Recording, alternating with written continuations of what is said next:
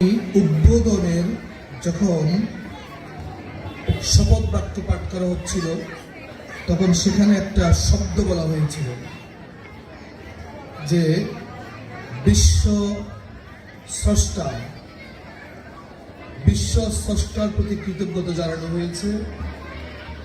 তো আমি একটা জিনিস বিশ্বাস করি, মহান আল্লাহ সুবহানাহু ওয়া তাআলা এই নামটা অনেক বেশি হার্ড না, অনেক বেশি কষ্টকর না।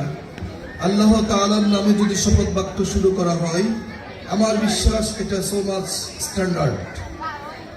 স্রষ্টা যদি বলেন, বিশ্ব স্রষ্টা যদি বলেন, এখানে একত্ববাদ রবকে বলা হয় না। বিশ্ব স্রষ্টা একত্ববাদ রবকে বলা হয় না। স্রষ্টা যে যে ধর্ম মানে সে তার ধর্মের রবকে স্রষ্টা বলে।